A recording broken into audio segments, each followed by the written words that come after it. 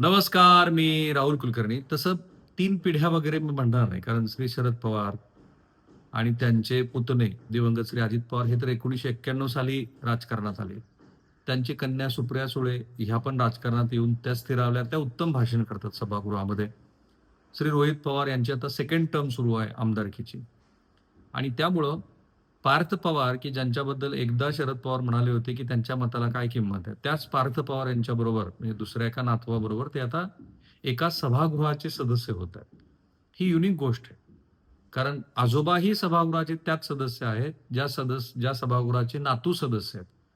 आणि म्हणून त्यांच्या राजकीय कारकिर्दीचं विहंगोलंबन करत असताना म्हणजे त्याचा पाठपुरावा करत असताना आपल्याला हे पण लक्षात घ्यायला हवं, की त्यांची जी राजकीय कारकीर्द आहे शरद पवारांची, ती किती मोठी आहे. आणि मला तर असं कधी-कधी वाटतं, की शरद पवार यांच्या इतका उत्तुंग राजकीय कारकीर्द असलेल्या व्यक्ती जगाच्या पटलावर तरी आत्ता तरी मला माहीत नाही. कारण मी एवढं जगाचं सगळं राजकारण वगैरे वाचतो. त्यामुळे आधी श्री शरद पवार यांची जी राजकीय कारकीर्द आहे, जी 60च्या उंबरठ्यावरती आहे, त्याच्याबद्दल आपण बोललं पाहिजे. शरद पवार हे पहिल्यांदा 22 फेब्रुवारी 1967 मध्ये बारामती मतदारसंघातून विधानसभेवरती निवडून आले. पहिल्या विजयात आत्ता 59 वर्ष पूर्ण झाली आहेत. म्हणजे हे 60वं वर्ष आहे त्यांचं. लोकसभा, राज्यसभा, विधानसभा, विधान परिषद अशी संसदीय प्रणालीसह 4ही सभागृहाचं सदस्यत्व पवारांनी भूषवलंय, जे नितीश कुमारांच्या बद्दल पण आहे. आणि नितीश कुमार म्हणाले, की माझ्या आयुष्यात ती इच्छा होती, की एक वरिष्ठ सभागृहाचा पण सदस्य आपण असलं पाहिजे. शरद पवार यांची संसदीय आणि विधिमंडळातील सदस्यत्वाची कारकीर्द सलग आहे. एकदाही त्यांचा पराभव झालेला नाही. पण शरद पवारांचा पराभव झाला नाही असं नाहीये, पण वेगवेगळ्या इन्स्टिट्यूटमध्ये. 1998 आणि 1999 मध्ये लोकसभा बरखास्त झाल्यावर पवार काही काळ लोकप्रतिनिधी नव्हते. हा अपवाद वगळता ते सतत 4 पैकी कोणत्यातरी एका सभागृहाचे सदस्य राहिलेले आहेत.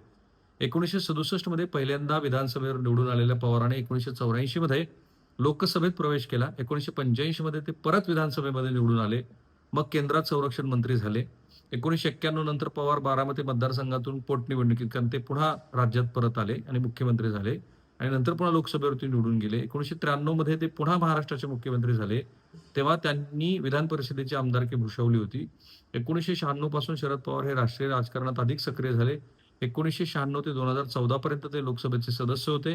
2014, 2020 आणि आता 2026 मध्ये ते राज्यसभेचे सदस्य म्हणून निवडून आले. त्यांनी माढा लोकसभा मतदारसंघाचं सुद्धा एक वेळेला प्रतिनिधित्व केलेलं आहे.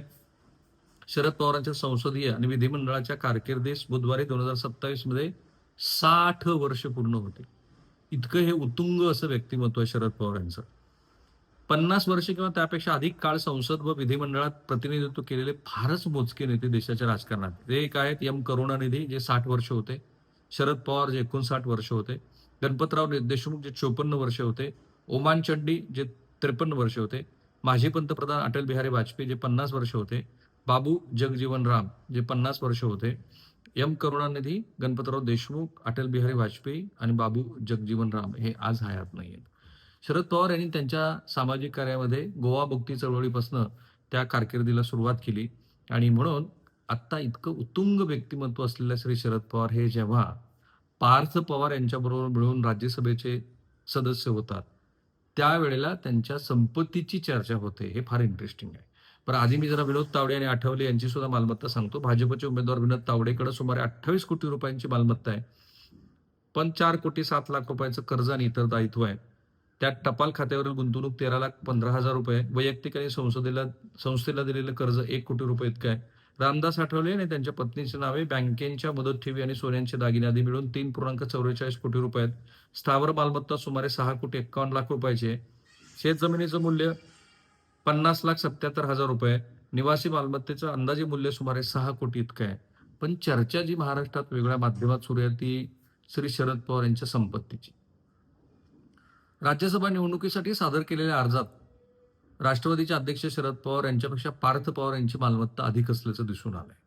शरद पवार आणि पत्नी प्रतिभा पवार यांच्याकडे एकूण 60,71,00,000 रुपयाची मालमत्ता आहे. तर पार्थ पवार यांच्याकडे एकूण 88,13,00,000 रुपयाची मालमत्ता आहे.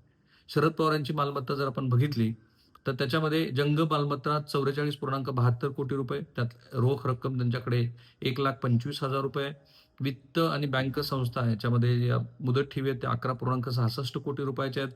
समभाग, म्युच्युअल फंड्स आदी 27 कोटी रुपयाचे आहेत. सोने आणि चांदीचे दागिने त्यांच्याकडे 3.85 कोटी रुपयाचे दागिने त्यांच्याकडे आहेत. बारामतीमध्ये शेती आहे, घर, सदनिका आदी स्थावर मालमत्तेचं सध्याचं बाजार मूल्य 15.99 कोटी रुपये. त्यांचं दायित्व आहे सुप्रिया एंटरप्राइजेसकडे सुमारे 49,84,000 रुपये हे भागीदारी फर्ममधलं कॅपिटल बॅलन्स आहे, जे त्यांच्यावरचं दायित्व आहे. तर पार्थ पवार यांची मालमत्ता जे मी म्हणालो 88 कोटी 33 लाख रुपयांची आहे. त्याच्यात जंगम मालमत्ता 11,35,44,000 कोटी रुपये. बँक, टपाल विभाग, विमा आणि वित्त संस्थांमधल्या मुदत ठेवी 3,68,00,000 रुपयाच्या आहेत. समभाग मूल्य जे आहे ते जवळपास म्युच्युअल फंड्स वगैरे 1,17,00,000 रुपयाचं आहे. सोने आणि चांदीचे दागिने आजोबापेक्षा त्यांच्याकडे कमी आहेत. 1,31,00,000 रुपयाचे आहेत. त्यांची स्थावर मालमत्ता आहे. बारामती तालुक्यात शेतजमीन आहे. पुण्यात घर आहे. त्याचं अंदाजे बाजार मूल्य 76,98,00,000 रुपये.